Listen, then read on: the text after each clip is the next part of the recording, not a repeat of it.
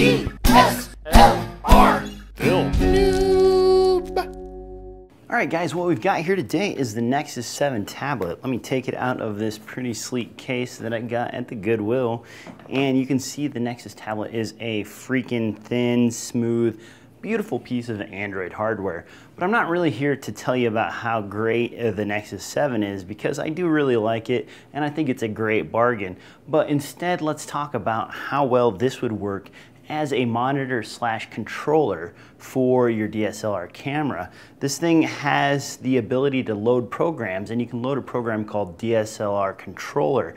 It's about a $9 program, and once you install that on the Nexus 7, it allows you to use it as a monitor slash controller for your cameras. So I'm going to be testing this out with the T2i, the 7D, as well as the 5D Mark III to see how well it performs as a monitor slash controller for your DSLR camera. Let's take a closer look. There are two things you're going to need to turn your Nexus 7 tablet into a monitor slash controller for your camera. The first one is this little guy right here. This is a USB adapter that allows you to connect the USB cable from your camera into the Nexus 7 with this special little plug right here. You're going to need that. You can pick these up on Amazon or on eBay. They run between 99 cents and $3.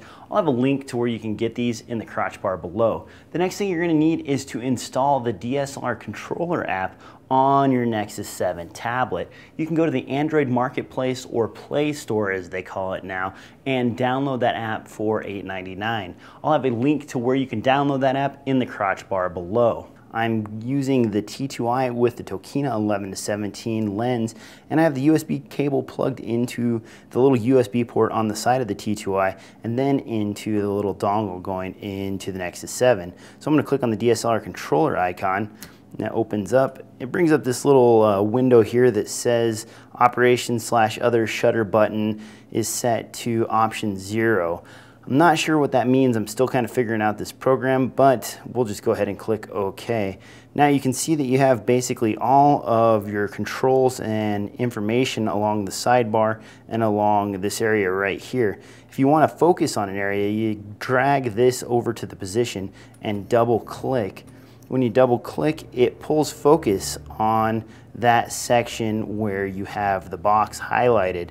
If you look at the back of the camera, you'll also notice that you have a live view mode on the screen as well as on the screen of the Nexus 7, which makes it pretty handy if you want double screens and you want to be able to use the screen on the back of your camera at the same time as the tablet.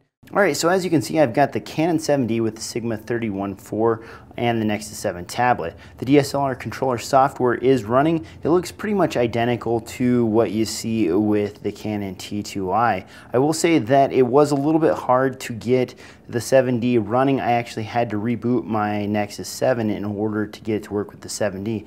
Not 100% sure why that is, but once it's up and running, it seems to be working okay. You can still just click to focus.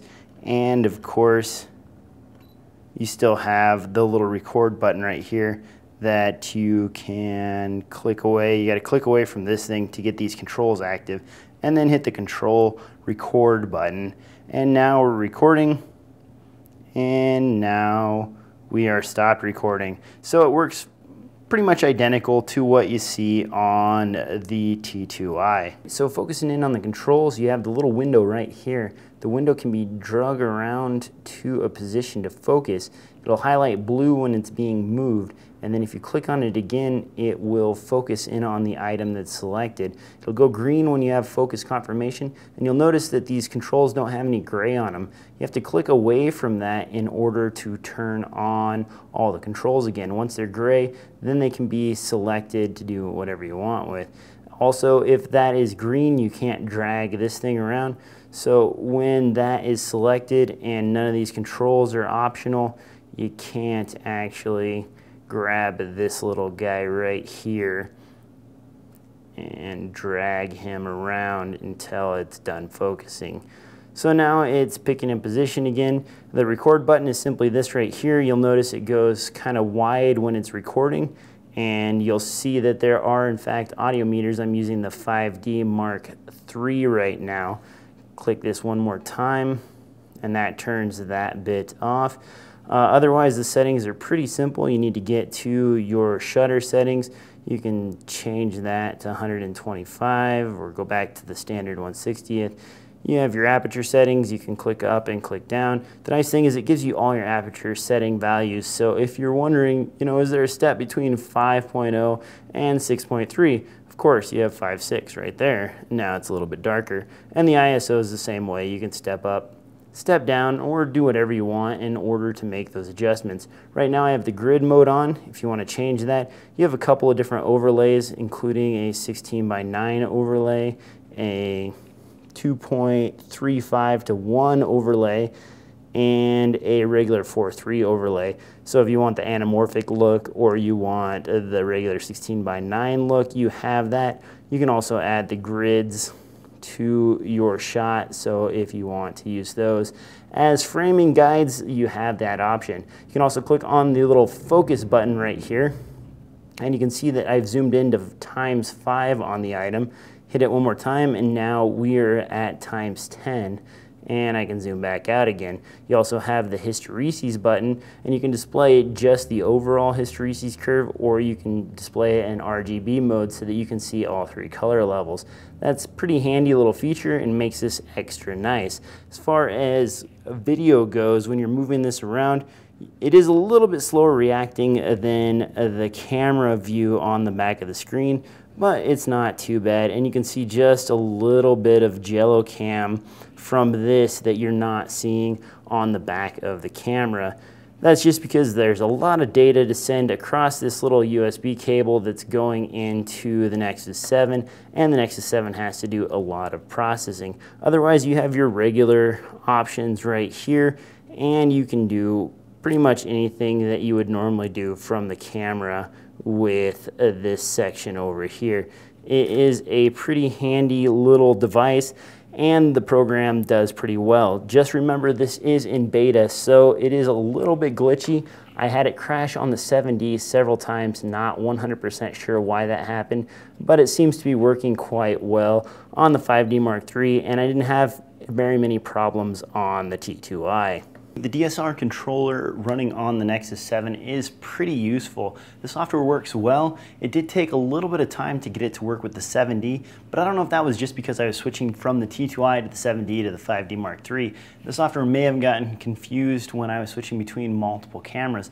Also, it seemed to help if you made sure to properly exit out of the program before you hooked up the next camera.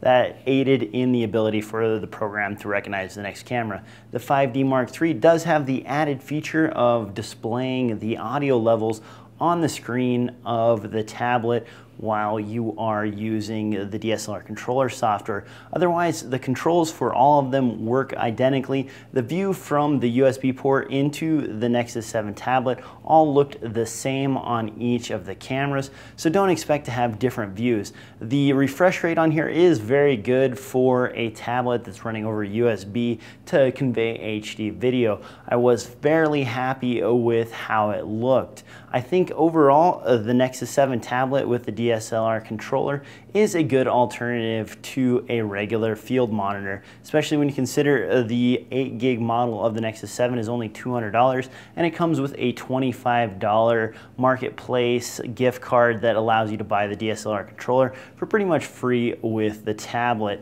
That's about the same price range or a little bit less than some of the other field monitors on the market. If you're willing to put up with the little bit of headache of trying to get the USB thing to work properly, then it is definitely worth taking a look at and an option to consider. The only thing I need to figure out now is how to properly mount the Nexus 7 onto a camera rig. I've got a RAM mount adapter on order that should do the trick, and once that shows up, I'll give you a demonstration of how that works. All the stuff I'm using in this video will have links in the crotch bar below, so if you need to find the controller software, or you want to pick up a Nexus 7 tablet, or you need that little dongle cable that adapts the USB cable to your camera, check in the crotch bar and I will have links there. Also, I'll have a full write-up on this over at DSLRFilmNoob.com. As always, thanks for watching, and if you like this content, please subscribe.